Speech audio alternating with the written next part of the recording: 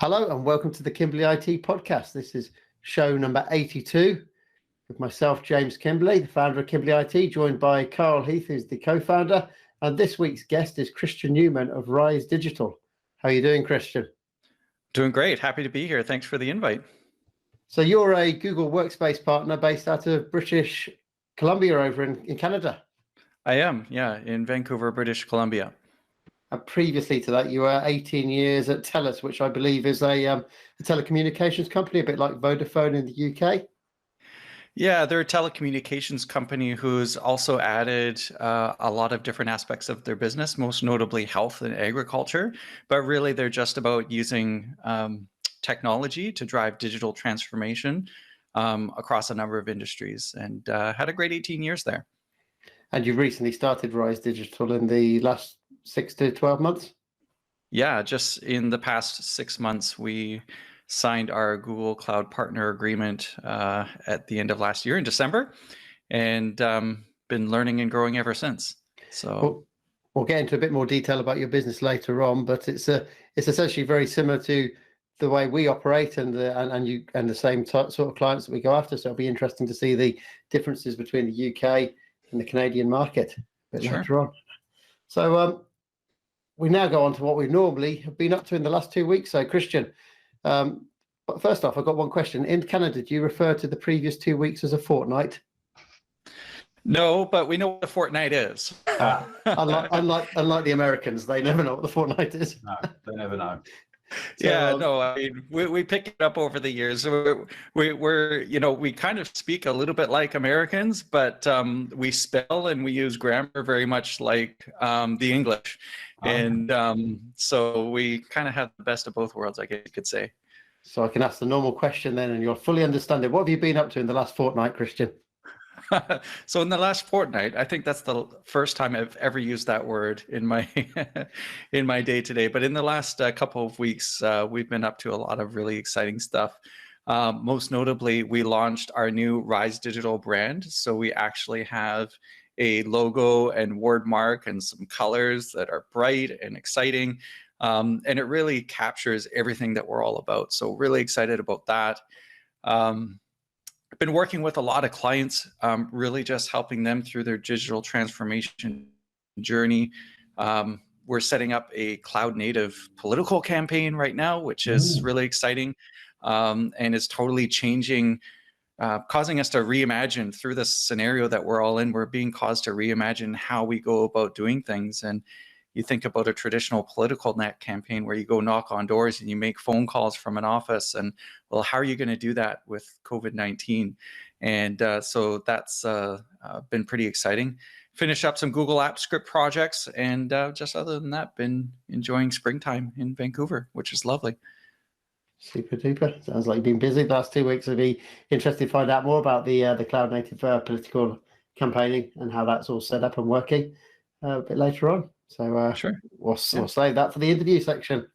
Cool. For ourselves, we've been because we also do the IT support for clients as well. So we do get our hands dirty with hardware and stuff like that. I try and avoid it, so Carl gets his hands dirty with hardware.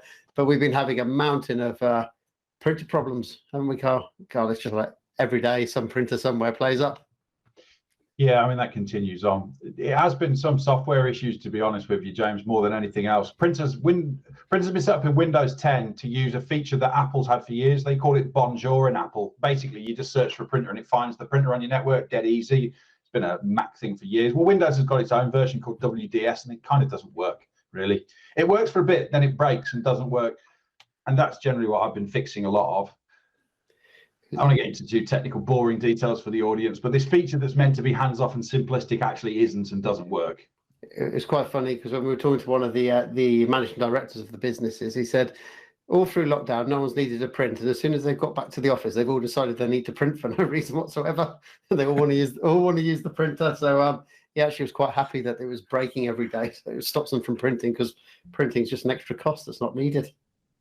So I found that interesting. I've got a little printer over in the corner, and I use it sometimes. It gave me a low toner level warning about 6 months ago, so that tells you how much I print. Yeah. But yeah, I mean, AirPrint it works like that's the bonjour solution. It works like a charm, but I know there's some others out there that aren't quite as robust. We have a saying for all our clients: only print if you have to post it, because otherwise there's no valid reason for printing as far as we can see. Post it means in the mail, right? Yeah, in the mail. Yeah. Only if you have to mail it. Only print if you have to mail it. All right.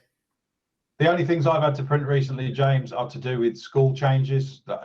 School systems still have things that you have to print off and write on because they can't even provide you with an editable document.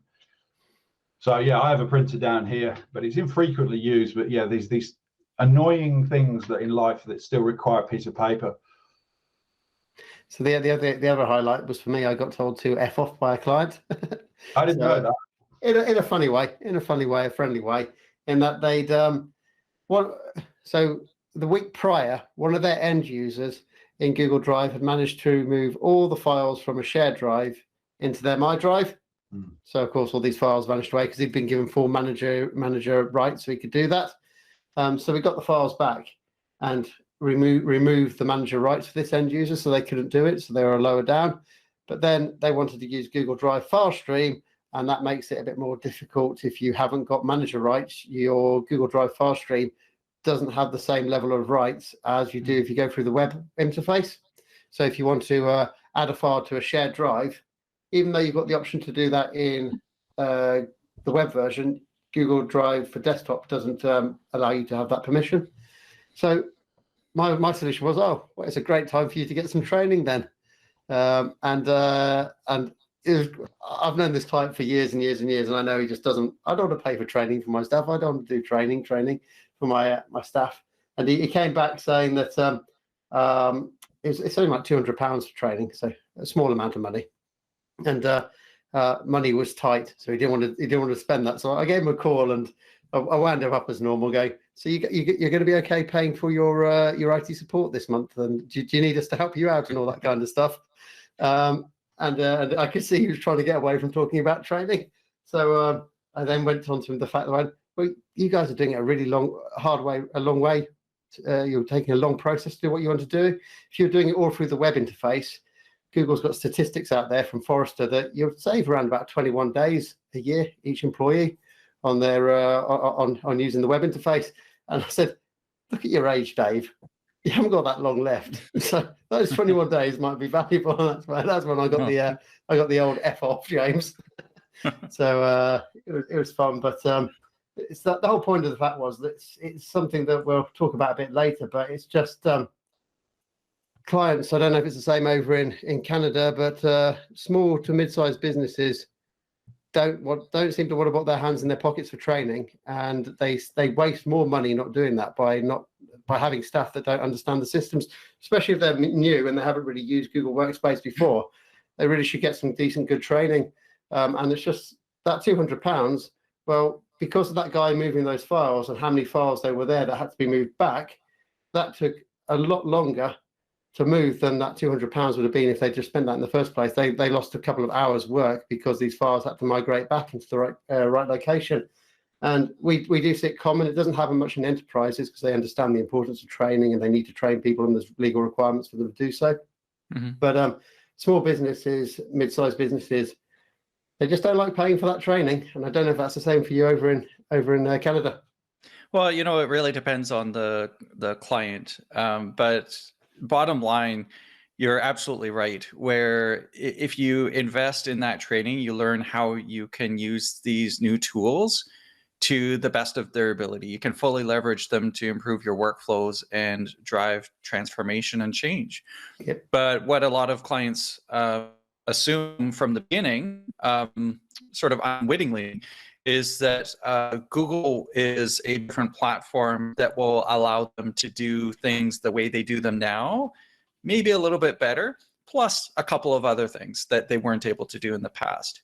And using Drive file stream as an example is, that's a really good example where they're used to just navigating files and folders or searching for things in their local hard drive, in their Finder window or their Explorer window or whatever, and opening them directly there. And, there's some benefits to that. I mean, it's how they did things in the past. But there's also some challenges with that and some risks with that, where you're foregoing the opportunity that the native Drive interface presents to you, right? Number one. And you also are working in an environment where there's a greater level of risk, right? Like what happens if you trash files from your Finder window when you're syncing through Drive file stream? Well, you don't get the opportunity to recover those through the Google Workspace trash system and so forth. And a whole bunch of other features that, of course, Drive has available that the typical Finder or Explorer window doesn't give you. So through training, by investing that time and gaining that knowledge and considering how you could reimagine how you work and do it better, it just opens up a whole new world of possibility for you. Correct, completely correct. It's definitely over in the UK, without doubt, a discussion that owners seem to find uncomfortable. As you say, Carl, pay for that training. Well, a lot of business owners in small business will see the employee as paid for, i.e., I've paid your wages, go sweep the yard. You know, they don't see time as a cost. They just see people who are busy, and therefore training is an excessive cost. Why would they want to bother with doing that when they can just get them to do something else? They don't see the value in that time that's lost. And that's particularly the case here. I've seen that over many, many years, and I don't think that's going to change for a long period of time, until perhaps people are coming through who have grown up in the world of IT and can see the value in running their business more efficiently. In terms of what Christian said about the native Drive interface, you and I, James, have talked about not having Google Drive file stream on certain clients' computer systems in the future, because we believe it tends to lead them towards the double click mentality, and how do I open this app, looking for an app that's local and not using Drive in the right way. So we're kind of, I don't like it. I just want to take people away from it and make them work. I disable it by default, like unless there's a compelling reason why. So for example, if there's a specific file type that can only be opened and edited in a locally installed application, like an AutoCAD drawing or something like that, then okay, right? And even then, you can specify which files are synced via file stream. It doesn't have to be all of them, right? Yeah. So that, sort of default position from an IT perspective is only to provide what's necessary, right? And giving a compelling reason, extend permissions beyond that, right? And so, and I take the similar approach with providing access to things like IMAP and POP3 for mail, right? We have that locked out. Because you forgo so much opportunity to improve your workflow through the Gmail interface. And you run into all sorts of complications and things like that by turning those on. So I don't turn those on by default either. If the client has a compelling need, we'll have a discussion about that and see if there's the way that we can provide the functionality that they need whilst still providing them access to the opportunity presented in the native interface at the same time. And if not, then okay, we'll enable it for selective users and selective workflows and things like that. But my default position is no file stream unless there's a compelling need to, no IMAP unless there's a compelling need to. That's what we need to do. Drive stream is the only one that we allow flexibility on. Everything else, like you said, POP3, IMAP, even Outlook Sync, that's turned off and they're not getting turned on. They won't be turned on for you no matter what, because Gmail is a better experience. I'm thinking right out loud here, James. Simply change the ability for people to open .xls and .doc files via Google Drive file stream. There you go. That's 90% of the problem solved. Yeah.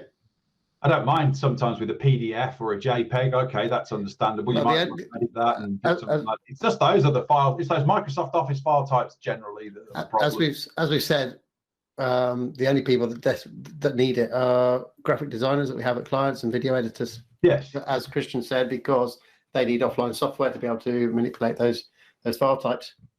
Yep. And I think that all leads, the way that leads back to the training is it's because it's a behavior that's been around for 20 years, 25 years. You've been able to double click a file in a map network drive, and that it enables that behavior to continue. Yeah. There we go. Decision made. Thanks, Christian. You've helped us out there. And Kyle's right. Like, last year, Google invested a lot in improving the interoperability of Microsoft Office files, docs, not docs, Word, Excel, and PowerPoint, right? Yeah. In the native Google interface, and you can now have those traditional Microsoft Office style workflows, and you can now support those file types better than you ever could before, right? Yep.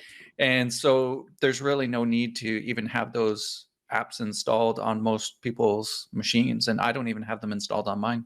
Especially now with Google Drive, it's if you open a Word or Excel document, it will open immediately now. No longer the confusing preview window. It just goes straight into the file. And no extension required or anything like that, like we used to have before. Yeah. And what you saw recently, James, was a client that had an Excel file format because they had to give it back in Excel. And they had connected together workbooks, separate workbooks to reference data. And of course, they broke all of those because they used Google Drive file stream for it with its G Drive paths when they should have used import range in Google Sheets.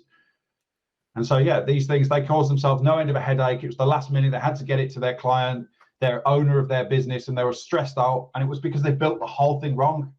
If they'd have used import range function and things like that from separate sheets, they could have done it. And it is difficult because no training again. And it was a matter of understanding how to use the sheet correctly. But, you know. So moving on to the new content, Christian also has a podcast called the Google Workspaces Podcast. Okay. So I guess you got a new episode that's come out recently. A new episode launched just this morning with my friend Jesse Nolan from Westland Real Estate Group. He told the story of how he moved 500 employees from a totally on-premise based environment into Google Workspace, and it opened the door for them to be able to expand into a new market. They were based in Los Angeles area. They expanded into Las Vegas, Nevada. And I'm not going to spoil it for you. It's a great story. And I'm having a blast recording Google Workspacers because it's sort of my place to tell stories of Google Workspace transformation by small and medium-sized businesses. Most of them located in Canada, but some of them, like Jesse, located in the US and elsewhere. And really to just inspire other business owners out there who might be considering Google Workspace, or maybe they're already using Google Workspace but aren't leveraging it to its fullest advantage. And so we tell stories and share tips and tricks and resources. And so I hope everybody will give it a listen. Yeah, that's on Spotify, Google Podcasts, and Apple Podcasts, and the other ones, I imagine, too. Yeah, and you're basically wherever you listen to your podcast, you can probably find it there. But if not, Apple, Google, Spotify, it's all there. Content-wise, we brought out 3 pieces in the last 2 weeks that are worth looking at. So one, that we're hiring a business development lead. So if anyone wants to come and work for Kimberly IT, go check out that blog post. It's got all the details on it. We did a blog post that got quite popular, especially for our clients, about Google Data Studio. So a service that not many people know about. You don't know about it unless you've been told about it, really. And Google Data Studio allows you to build a dashboard of data. The data can be imported from many different services, up to 800 different services. For a lot of clients, it'll be most useful for Google Sheets, especially if you're collecting data in a Google form. You put it into a Google Sheet to clean it up, and then you connect that to your Data Studio. And within 15 to 40 minutes, you can, without any coding required, design yourself a really nice dashboard that automatically updates, gives you the data information you want for time periods and all that kind of stuff. And we stuck a post on LinkedIn, which I think you probably saw, Christian, and that was a dashboard that we built in around 15 minutes, just from a Google Sheet. It's the data. Whenever we help a customer out, we record the data, what was done, how long it took, all that kind of stuff. And it was just using that data from a Google Sheet into a dashboard. Super simple, really good, and quite popular. So we did a blog post on how to do that. And then one other one we did was a blog post just on how to update your Google profile, because it's surprising not a lot of people know that. So if you do get married, or you need to change your name or change your identity or whatever, you can go to your Google profile and get in there and change it. It's actually kind of hidden. I didn't realize how hidden it was inside your Google account to actually get there. But you can also change the visibility levels of certain data. So if it's only you can see it, or if your organization can see it, or anybody who's got your email address. But it is a bit hidden in there, and that blog just guides users through to the correct place to update their profile without needing to contact an admin. That's one of the first places that I send new users is into their profile to change their profile picture, Because one of the things that I run into all the time is where users can't access something, but really they're just logged into the wrong Google account because they usually have a Gmail or something like that. So I tell them, first thing you do after you set your password is change your profile picture and make it something that's totally different than your other account, right? Just so that you can always look up there in the top right and see exactly what account you're logged into. I have that on my one, but mine's just I've got the image mirrored. So if I'm looking one direction, that's my work profile one. If I'm looking the other direction, it's my my personal one. So that's how I've done it. Carl, you're shaking your head at that. It just seems overly complicated when a picture, say, for example, a picture of a banana is work and a picture of a walrus isn't. I mean, that would be completely different, but you have to go with just left and right. Because you've got to remember, anyone you email on Gmail or something like that will see that picture. So if you've got a picture of a banana, everyone's going to see that picture of a banana as your profile photo. I was literally suggesting you should do but banana, James, but I was suggesting that maybe they would do clearly two differences in the picture rather than left and right. That's what I was suggesting. Just the way to keep it in brand. To your sensibilities that really you just want to be a monarch on a coin. I think that's right. Now, you know what would be really cool is if we could attach a specific profile image to our various email aliases, so that depending on which one we were using, people would see a different image. That would be kind of cool. That is a feature request you've got there, Christian. Yeah. So Google, if you're listening, yeah. Tee that up for us. Hey, I got a question about Data Studio though. I played with it a little bit and have actually created a couple of simple things. But one thing that I'm not sure about is, well, you connect it to Google Sheets. Is it possible to connect it to multiple Google Sheets and aggregate the data between them into a dashboard? I'm pretty certain it is. I'm actually certain I've done it on. I've actually got a Google Data Studio open at the moment. I'm working on that. I've got 2 Google Sheets linked into it. All right, cool. Yeah, great. So yeah, give it a go. But I'm pretty certain you can, and I have got 2 linked in. I don't, because originally I was pulling the data from one sheet and I was going, this data doesn't look right. This data is all wrong. And it turned out I linked it initially to an older version of that sheet, but I never disconnected that sheet. I then connected it to another Google Sheet. So that's why I'm guessing you can do it, because I've not had to disconnect the old sheet. So I'm assuming they're both there. All right, great. Problem solved for our client. You gave me an idea. Test it out first, just in case. Of course. So we'll go on to the news section now. So got quite a few news stories this time round. Carl, you go ahead with it. You've got the first 2 news stories that you've put in there. So go for it. Yeah, the first one I spotted was, we often talk about how we should use a password manager in the business and personally as well. That's an important thing to do. Many people do now take heed of that. In this instance, there's been a password manager that was hacked. Password State, which is an Australian company's password manager system, had been compromised. 29,000 customers and 370,000 IT professionals use Password State, and they've been compromised, and the details of all of the passwords that it stores have been compromised. So this again goes to show how important it is that you not only use a password manager, but back it up with 2-factor authentication whenever possible.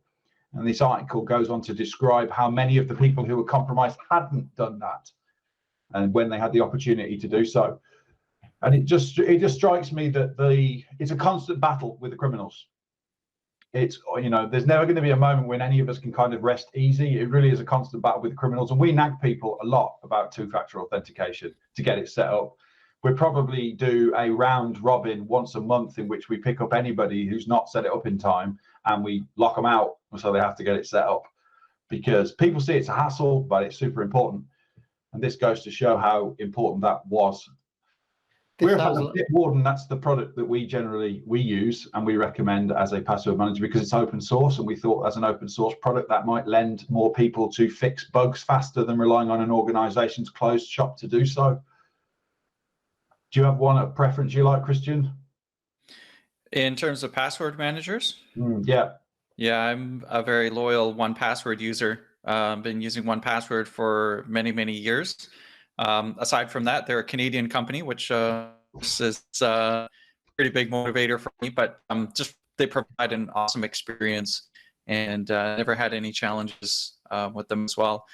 One thing that I really love is the ability to integrate two-factor authentication or two-step verification into 1Password, so that after you log in, it immediately copies the temporary password to your clipboard, and you can just paste it in. You don't need to look anything up or receive a text message or anything like that. And that's something that's been in the news recently, where in Canada, I don't know if that's a thing in the UK, but there's been some fraud cases where people have they've basically hijacked people's SIM cards for their mobile devices by impersonating them to the mobile carriers and saying, I'd like to port my number from my old carrier to my new carrier. Yeah. And then they basically get your phone number on their own SIM card on a different carrier, and then they can go and log in with two-factor authentication to any of your accounts, right? Yep. Is that happening over in the UK? Yeah, I think that's happening everywhere. So we recommend and supply clients with a security key as the preferred method of logging in. Security key or authenticator app, or so more and more apps nowadays can do push notifications, just like Gmail can. It'll push a notification and just say, hey, was that you that just tried to log in? Yes or no? It's just so easy. Yeah. But it takes you away from that SMS, which is not encrypted and can be compromised. The security key is the best one because it stops spear phishing taking place, because the app and the code coming through, you could tell someone that over the phone, or type it into a fake website, and then they get the code they want as well.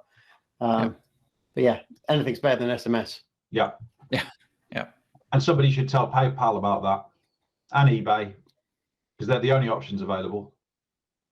They only do SMS. Oh. Yep, they only do SMS, and that seems rather ridiculous from two such huge organizations that use money. But yeah, there you go.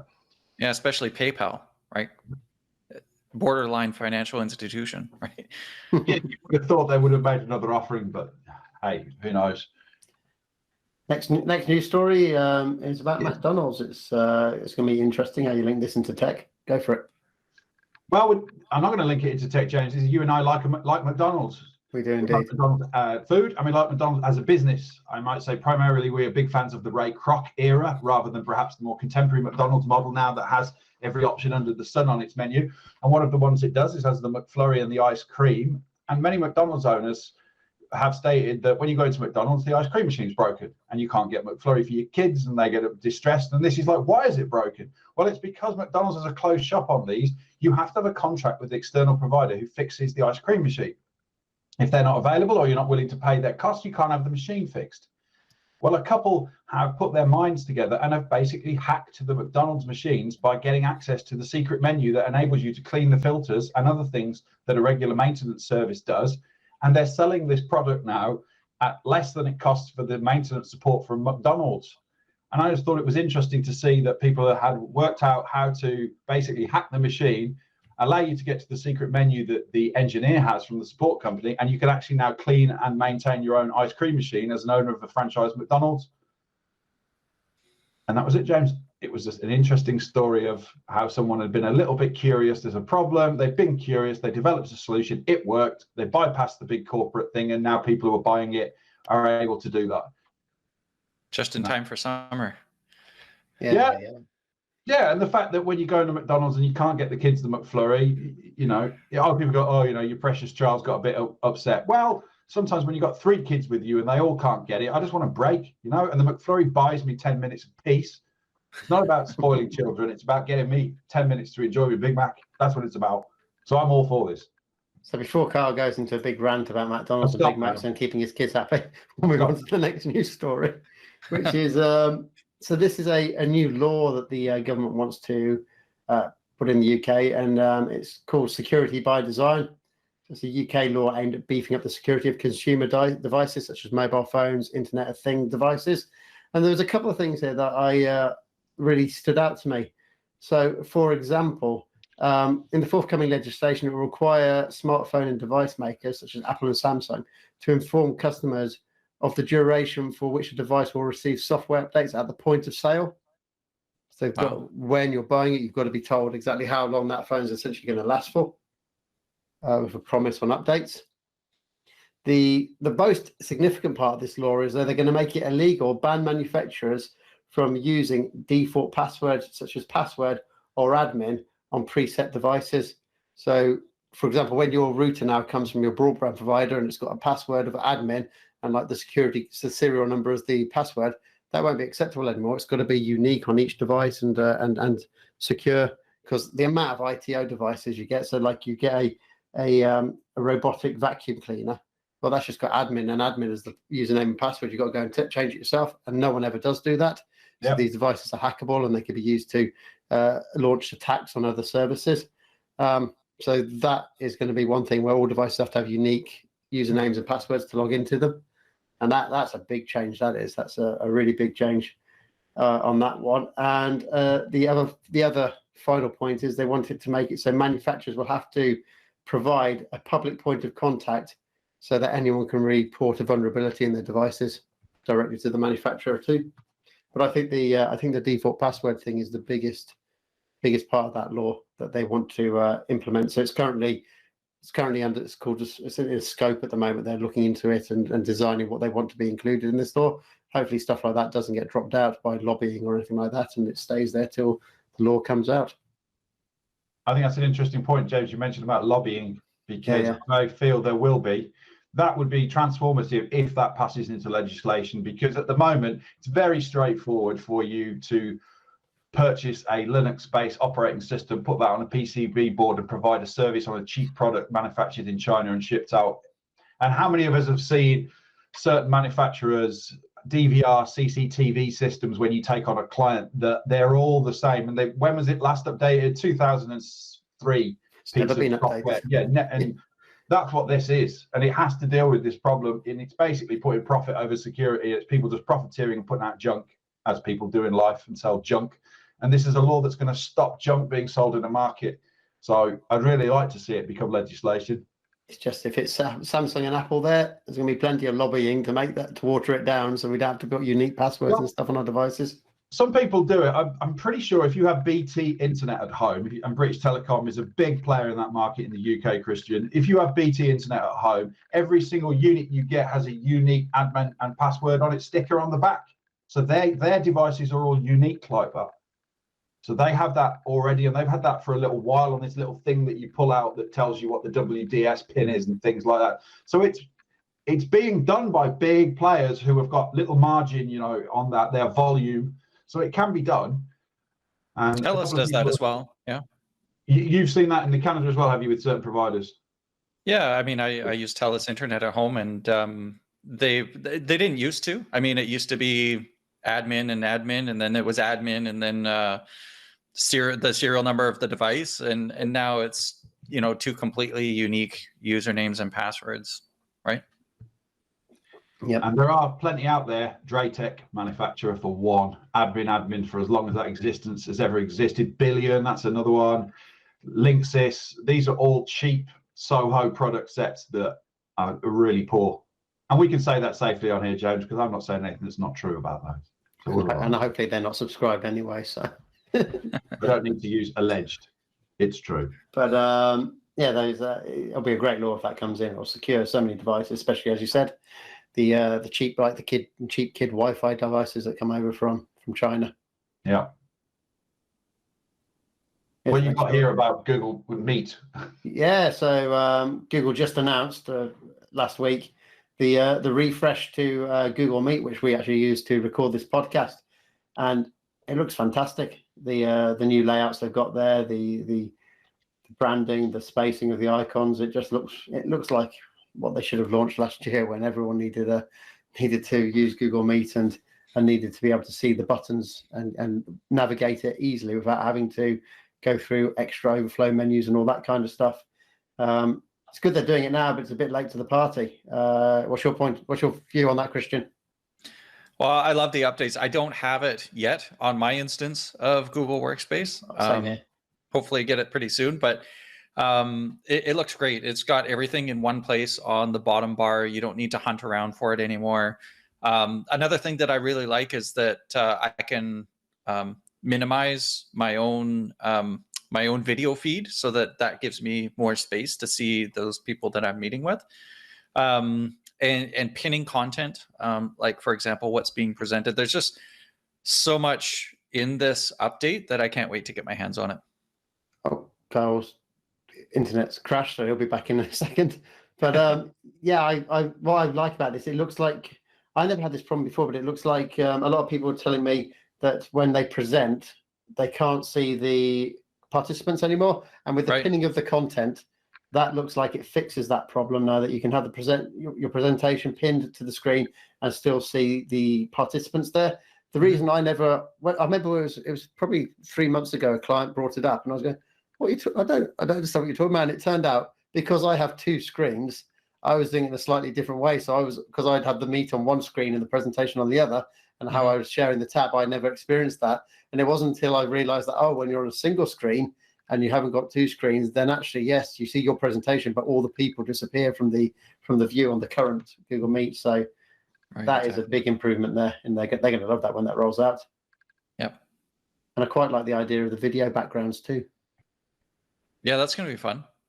I'm trying to, because I normally have Sundar as a picture on the wallpaper on my Google Meet. I'm actually got him turned on today. Let me just quickly find him. But I'm now having to look for a video version of Sundar, so I can have him walking around in the background of my office, because this is my normal one, because it works quite well. There you go. Me and Sundar. But yeah, I need a video version of that now. Have you still got Bill? No, he divorced me, so he's not there anymore. Well, you could have you and Bill going for a beer, on the prowl. Yeah, we could do. I have to find one of those too. But yeah, I used to have Bill Gates on the background as well. Any tech titan, I get a wallpaper of them on the background, so it looks like I'm in the office with them. Of course, there'll be some cranky admins who want to turn that feature off. Yeah. Well, luckily we aren't cranky admins, and we won't let clients turn it off. So here's the next news story. It's another UK one, but hopefully you might follow it over in Canada. This is about the UK ministers, members of parliament. They want to push that the default for businesses is flexible working.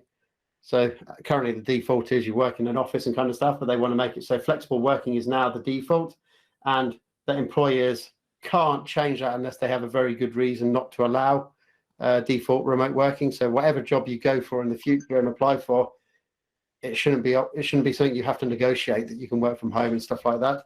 You by naturally will be allowed to do that over a certain period of time during each week. Yeah, no, I haven't heard any discussions about this in Canada, but I think it's great. I mean, over the years we've heard about what would be the productivity gain that we would see with a 4-day work week, and different ideas like that have been thrown about. But I think what this pandemic has taught us is that not only can flexible work, but it also benefits both the company and the employee, right? And so just from an employee's perspective, having to negotiate something that benefits the employer in the first place through greater productivity, reduced cost, happier employees, greater retention. I could go on and on and on about what the benefits are. Yep. Companies should just embrace it, right? And not make the employees feel like it's something that they need to ask or bargain for, right? They're doing the company a favor in a way. And so I think that we all need to, really embrace this and move forward as the default way of working. And I just saw some polls that were taken the other day, and however non-scientific they were, I think that the last I checked, and this is after many hundreds of responses, full-time in the office was preferred only 10% of the time, right? I think that full-time at home or full-time anywhere work was around 30%, and flexible was around 50%. Yeah. Right. And then there was a couple of others. Right. So I think that goes to show you how compelling the argument is for this. Yes, there's some stats in this one as well. So the IOD, which is the Institute of Directors, they've said that 63% of their members intend to shift towards a 1 to 4 days of remote working per week. Only 1 in 5 were not planning to introduce any form of remote working, while about 1 in 10 are looking to full remote working and close their offices down. So, well, I know the 1 in 5 is. Yeah, they're the ones that aren't going to have any employees, because the employees are going to move to businesses that offer flexible working. Yeah, it seems ridiculous to me that any business owner would insist on putting people in the office. And the reason I give for that is commuting is expensive. Commuting eats into family time. Commuting contributes to global warming and climate change that we all have to deal with. Now, I hardly have to use my car at all. And Exactly.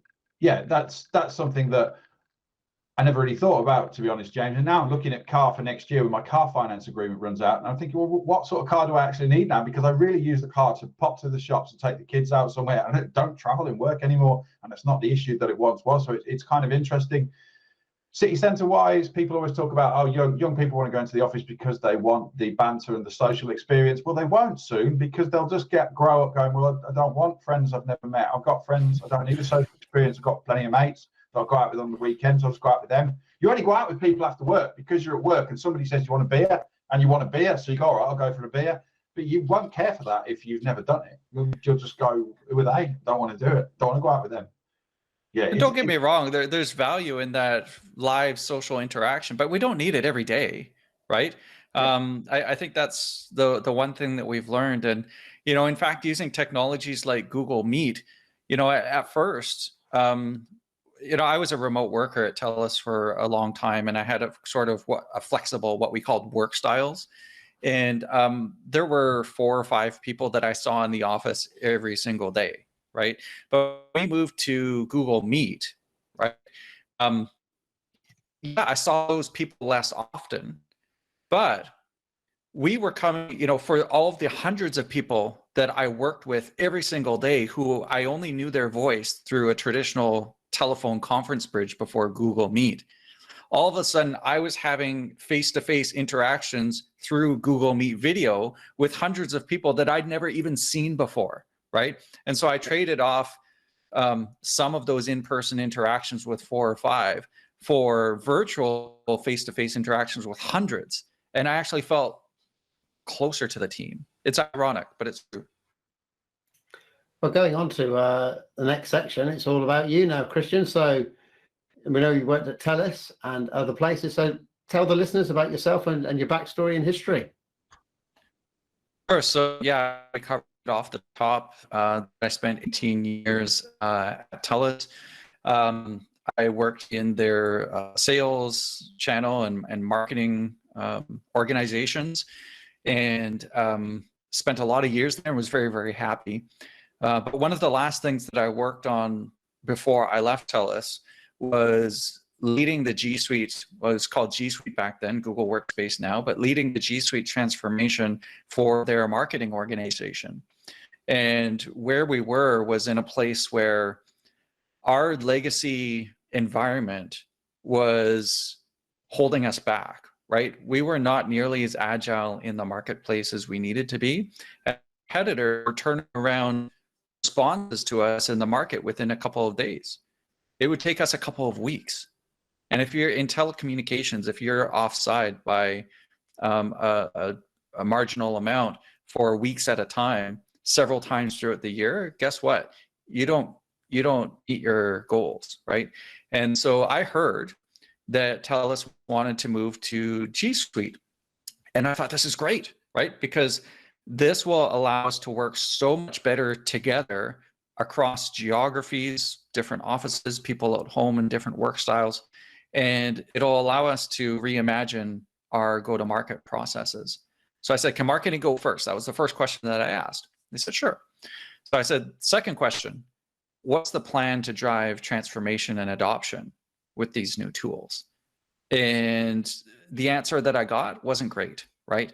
It was more of a self-discovery, self-guided sort of approach that they wanted to take. And so I said, well, why don't I put together a plan? So I put together a plan and a programmatic approach to driving adoption. And fast forward a couple of months, We met our goals. We were far more agile in the marketplace. We totally streamlined our go-to-market processes. It was great from a business results perspective. But really what made the biggest impression on me was just how transformational it was to the employee experience. Like, people across the country, no matter where they were, they all felt like they were part of the same team for the first time, with access to the same information as everybody else with no barriers, right? This was great. And so I thought, the world needs more of this, right? Like, I got to be a part of taking this to improve the lives of other and the results of other companies and their employees. And like any super ambitious human being, I did absolutely nothing with that thought in the beginning. I just kind of put it on the back burner, went on and did another contract at another telecommunications company here in Canada for a year. And that ended on March 20th of 2020, right? World's worst possible timing to end a contract, trust me, because last year the world blew up with COVID-19, and it was nearly impossible to find my next full-time opportunity. It was really, really hard. And I got to this point by like September where I thought, enough is enough. I need to chase this dream, and I need to help empower other companies who need what Google Workspace has to offer now more than ever, to be able to use these tools to move their business forward and really transform how they operate their business in this crazy world that we're living in. And so that's when I started the process of becoming a Google Cloud partner. We signed our agreements in December and been learning and growing and helping companies and educational institutions and nonprofit organizations ever since. And that's why you came to find Rise Digital, because you needed something to do. So you wanted to push it out to everyone else. So it's a good opportunity. Got you into Rise Digital and build your business. Yeah, absolutely. And as a matter of fact, Google, Rise Digital existed beforehand. I've always been a little bit of I've been quite an entrepreneur. I'm never just happy with one thing, right? And so on the side, I was doing web design and social media and technology consulting and things like that for small businesses throughout our community for a handful of years with Rise Digital. But I never really had a focus around it, right? And what I did around September is I brought that focus into the Google Cloud world through Google Workspace, and that is the one thing that we do, that we're focused on, and we're constantly learning and establishing our expertise and partnering with companies to help them leverage it to move their business forward. And I guess that's what excites you the most, transforming these businesses from their old work styles to the new way of working. Yeah, exactly. Like I lead people through transformation. It's not easy because change is hard, and people have habits, but I really, we provide them the tools, yes, but we also help them transform their processes and really establish that culture that it takes in this digital world to increase the speed of their business. So it's not just about the tools. And because of you started to focus on it heavily during the pandemic, everyone talks about the negatives that the pandemic brings. What positives has the pandemic brought to yourself and your clients? Well, it's just caused us to reimagine everything, right? Like, I would tell the story about how before the pandemic, I went to the fitness studio every single day, right? I would practice yoga, I would practice Pilates, I would work out, and I would invest hours in I would set aside time in my calendar, get myself ready, get all of my equipment together, jump in the car, drive to the fitness studio, be there a little bit early so that I can get my favorite spot in the room, go through the whole social aspect of it, actually do my practice, then clean up, get changed, drive home, have a shower. Like, it was a 2.5 hour production every single day. Is that really necessary? Well, the pandemic said, well, look, Christian, you don't have a choice. You need to work out from home. And, at the first little while, I would grumble about it. But then I took a step back and I was like, I don't need to block off 2.5 hours in my calendar every day. Yep. I can get ready 5 minutes before the class starts. I can push a button and I can join my Apple Fitness Plus class, or I can join a Zoom class with the people, my teachers back at the studio. And when it's done, I can get the same workout. So my body gets the same benefits, right? But at the end, I, jump in that shower for 5 minutes, and then I'm back at work 10 minutes later, right? And so I've taken 2.5 hours of my day and crunched it down into, I don't know, maybe I spend 45 minutes end to end on it now. And I get all the fitness benefits. My body's happy, and I have more time in my day to move Rise Digital forward, to help clients, to spend with my kids, whatever I want to do. And I guess now, because of that, when I don't know if Canada's in lockdown or not, but when it does reopen, I imagine you'll want to carry on doing that. You won't want to go back to the fitness studio. You'll want to carry on doing that remotely from now on. No, I might go back there once in a while, but I'm not going to have a full-time membership, which costs me $100 a month. And I'm not going to Kyle's point, burn gas and pollute the planet, 7 times a week, twice, once each way, 14 times a week. Yeah. It's inspired me to reimagine how I go about nourishing my body with the exercise and my fitness routine. But, that whole aspect of reimagination is causing us to think about so many other aspects of life. In work, how do we do things? Do we need to jump on a plane and travel, right? Do we need to bring 50 people together into a room once a week? Or can we do that once a year, right? So it's causing us to reimagine everything. And, it's taught us that just because we've done things one way for a long time doesn't mean it's right.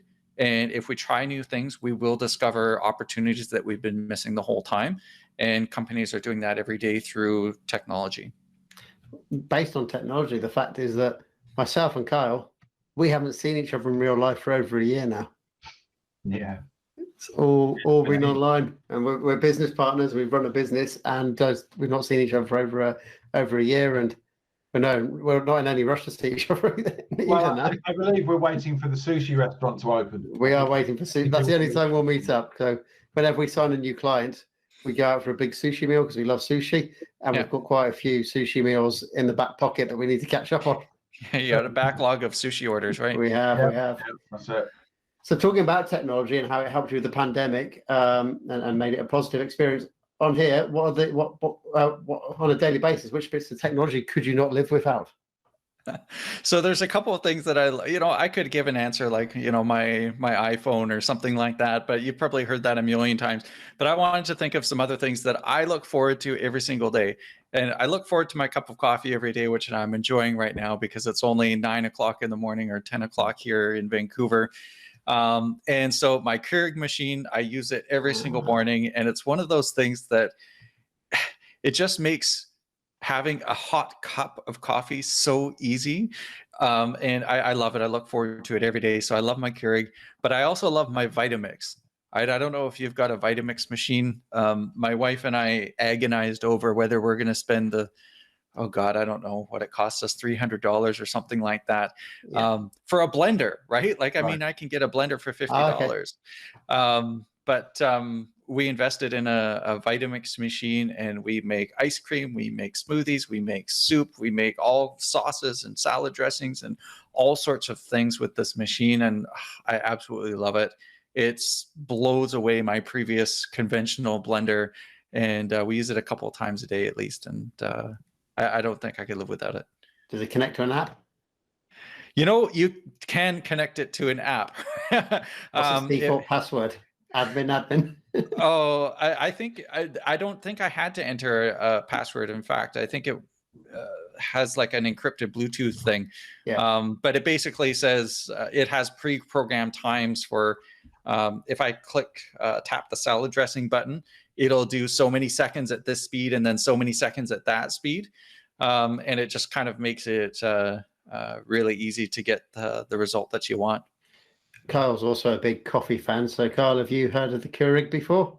No, I haven't. And I've Googled it, and I'm disappointed to know that it's not available in the United Kingdom. Oh, darn it. I love it. You have to be on the mainland of North America for this. I used to brew a pot of hot coffee every morning, and I would get busy with something or in meetings, and by about 11 o'clock, my coffee wouldn't be fresh anymore, or it'd be cold because the timeout on the machine would shut it off after a while. And I found it I was pouring so much coffee down the drain, and none of my coffee was hot, that I got the single serve Keurig. And at first I used those disposable pods that you could buy, but I was throwing so many of them out that it just felt so wrong to me. And so I've got the reusable little filter thing. I just scoop my coffee in there and it's hot, and I get it 30 seconds later. It makes me happy. I'm going to get one of these. I'm going to find my way to get one to Europe. Well, then you'll need one of those transformers to plug into your wall, because you have those different plugs for your wall, right? That's not a problem. That's not a problem. We've got loads more volts going spare than you guys use. Right. You're on 110 probably. You got double. Loads going spare. Does it keep the coffee hot then? That continuously, you're not throwing it away as much as you were before?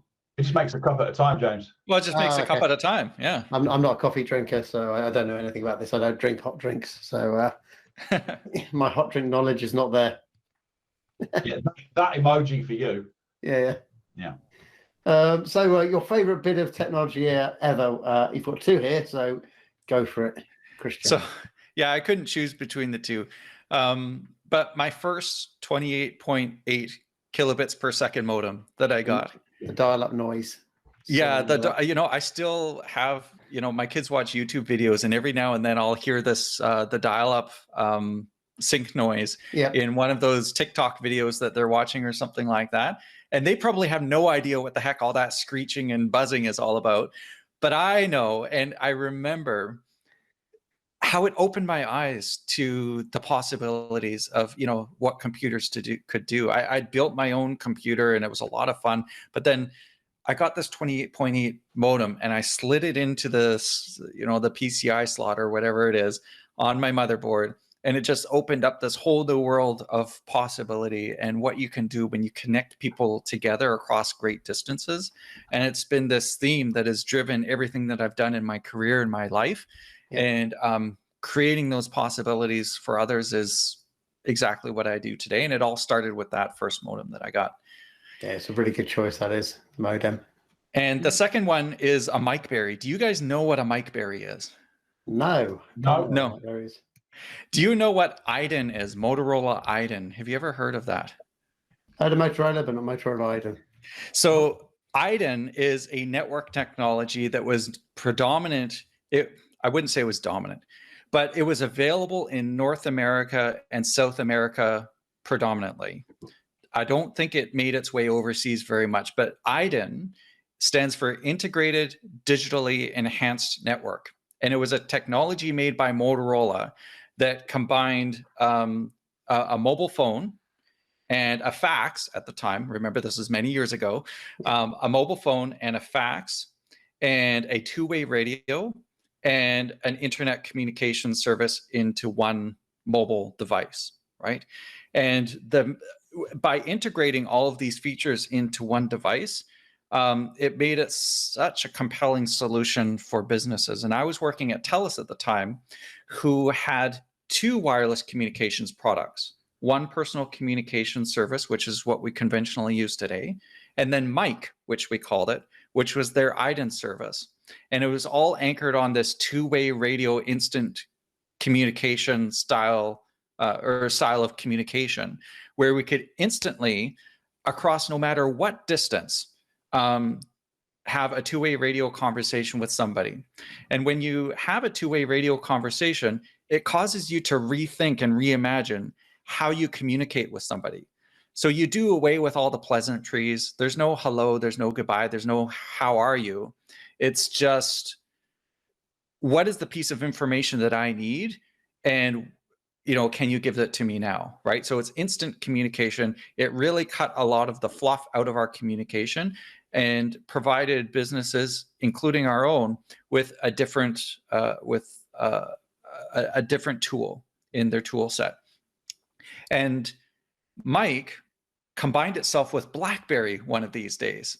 And of course, I think you all know what BlackBerry is. So if you take all of those, the two-way radio, the telephone function, the fax machine function, the internet service, and combine it into a BlackBerry, which gave you access to so much more, I felt like that was the ultimate device, right? Like my Iden BlackBerry, or we called it affectionately Mikeberry, could do absolutely everything that I wanted to do in one integrated platform, right?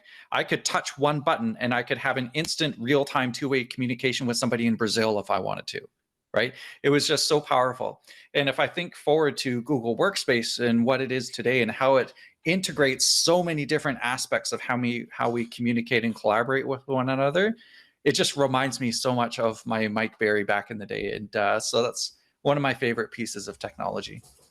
Have you still got one, the device? I don't have it anymore, and the IDEN network does not exist here in Canada anymore, with the exception of some very specialized private networks that Telus had built for various companies. And in the US, it was run by a company called Nextel, which maybe you've heard of.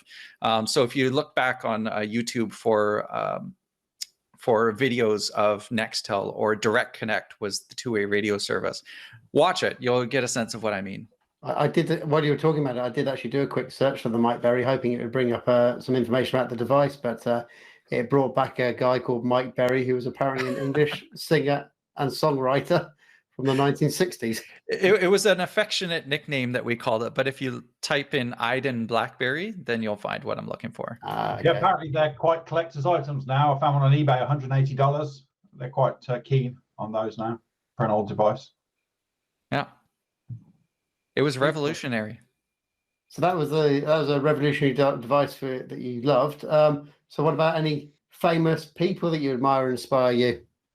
So the whole time that I was, well, with the exception of the first few months that I was at Telus, the CEO of Telus was a guy named Darren Entwistle, and he still is the CEO today.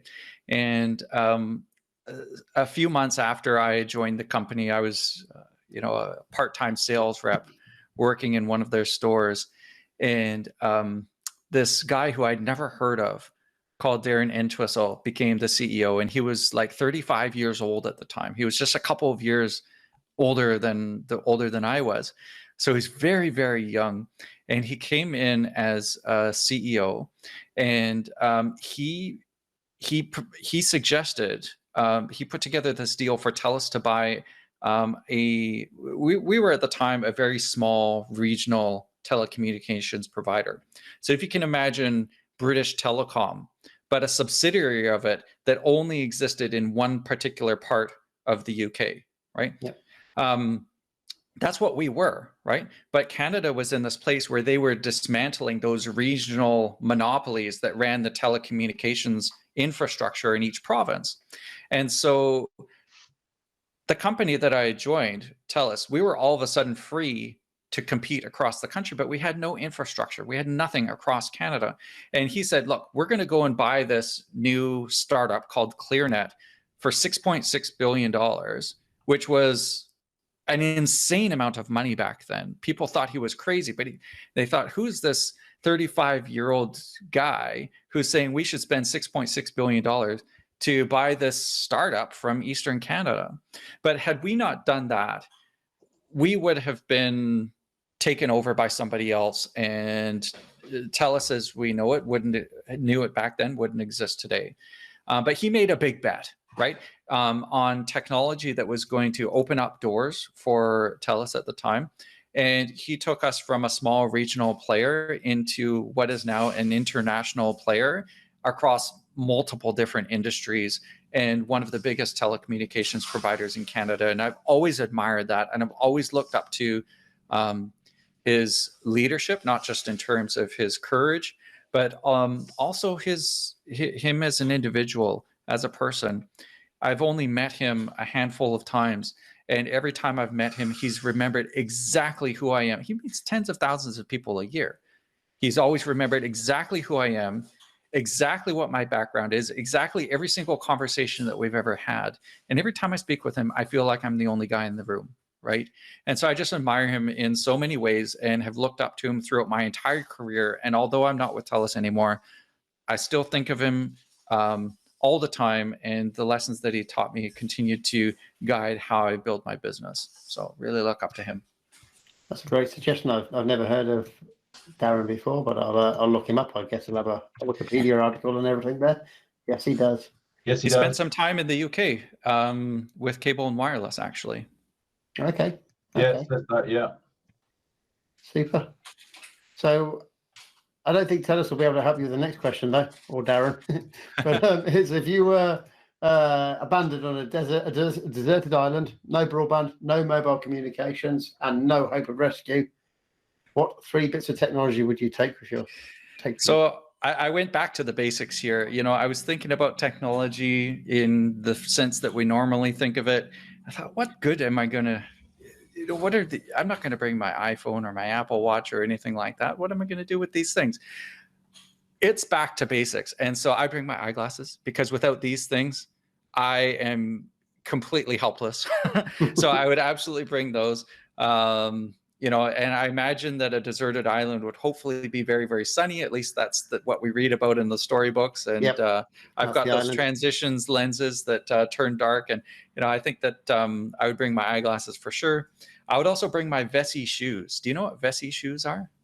No. So you got to look up Vessi shoes. They're a startup from here in Vancouver, and they make the most comfortable, lightweight, and completely waterproof shoes that you've ever worn, right? They've patented this new fabric that they've developed. And it's, you know, completely animal free. So it's better for the environment, and it's completely waterproof. And they're so comfortable. And I figure if I was on a deserted island, I would be climbing up mountainsides, I would be walking across beaches, I would be standing in the ocean. And so I would bring my Vesties because, like I said, they're just so comfortable, and they're completely waterproof, and I absolutely love them and wear them every single day. So I'd bring those too. Just checking out their website, and it's available pretty much in every English-speaking country apart from the UK. You've got New Zealand, Australia, Canada, America, but no UK. That's sad. They do look good, those shoes do. Have you got one more piece of technology there, Christian, that you take with you? Is that 2 that you've given eyeglasses and I've given 2, and I was struggling to think of the third one. I thought of bringing a solar panel, solar system, but I thought, well, what am I going to hook it up to, right? Maybe my Vitamix, but I'm only allowed 3 things. So if I could bring my solar system and my Vitamix, oh man, I could pick fresh fruit, and, you know, I could make some beautiful smoothies and things like that, and, you know, not just nourish myself but enjoy it at the same time. So if I could bundle those 2 together into, you know, if I could fit those into the same box, I'd probably fit those 2. So would you prefer the Vessis shoes or the Keurig coffee maker, if you had to pick between the 2 on the could you live on a desert island with having coffee ever again? I could go without the coffee, you know, because then I got to figure out how to roast the beans and grind them, and, you know, that's just, I would require so much more technology that I wouldn't have access to. So I would do away with it. I would just bring my Vitamix and blend up some fresh fruit and, you know, make some soup every night. And yeah, that would be good. Super duper. So we're going to go on to the recommendations now. Carl, you kick it off because you've got 2 straight away. Yeah, my first recommendation is an audio book, or physical book if you want to, and it is To Pixar and Beyond, which is written by Lawrence Levy, who was like the CFO for Pixar, and it's the story of how he joined Pixar, and with Steve Jobs they transformed Pixar from what it once was, which was a break-off part of Lucasfilm that was bought, and then into the organization that eventually was bought by Disney and is the most famous animated studio in history now. And it's an excellent book. Came off the back of The Ride of My Life, James, which you recommended before, of Rob Iger at Disney, and I just followed through on Amazon's recommendations and thought it was a natural way to flow and follow because that was mentioned in that previous book, and it's good, really good, easy listen, and a fantastic story of how Pixar grew to what it is now. They were very close to not making their IPO, very close. They had to do a lot of work to get that done. I'll have a look into that one then. And your next selection is a Netflix program. It's a new one, isn't it, that's just come out? Yeah, brand new one for those who've got kids and kids are nagging to watch stuff. The Mitchells versus Machines, suitable, I would say, from any age from 4 up to teenagers. And it's the good thing about it is it has loads of in-gags for the parents who are watching. It has loads of jokes, homages to films and adult style references that kids won't get, but adults will. And it's a really good, enjoyable family movie. It's good stuff. I saw that pop up on Netflix, and I might try and see if I can get. And it's all about tech, James. It's all about technology, and it has a reference to somebody who runs the biggest social network, and they've called him Mark, and and all that kind of stuff. It's good. I'll see what I can do on that one. Have a look, see if my daughter wants to watch it as well. Christian, we've got 2 selections from you now. Yeah, I've got a great book that I really enjoy. It's called The Confidence Gap. It's a book by Russ Harris, and it's actually a self-improvement psychology type of book, and it really teaches people how to overcome.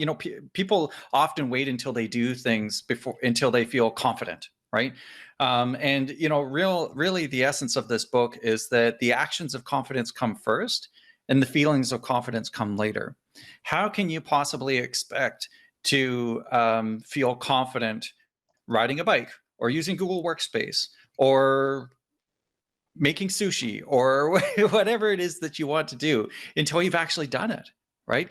And so it teaches you, in some scientific terms and some practical terms as well, that you just need to take those actions, that people who do that thing that you want to do, you need to take those actions. And through taking those actions and building your practice, that's the only way that you're going to build confidence, or that's the only way you're going to improve your health. The actions of good health come first. The feelings of good health come later. If you wait until you feel ready, then you're never actually going to achieve your goal.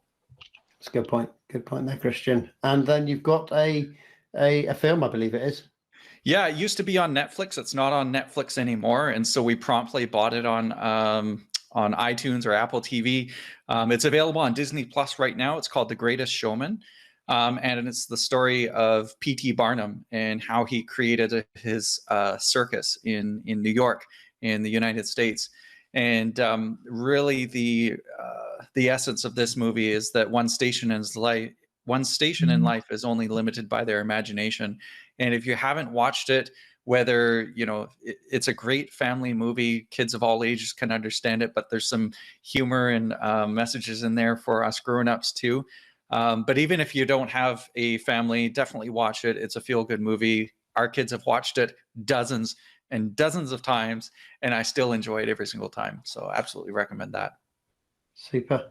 For my recommendation, I've just thrown it in the last minute because I didn't really have one, but it's Line of Duty, which is a police drama, Christian, that's been running for about a decade on BBC. So you can go and view it on BBC iPlayer if you've got that in Canada.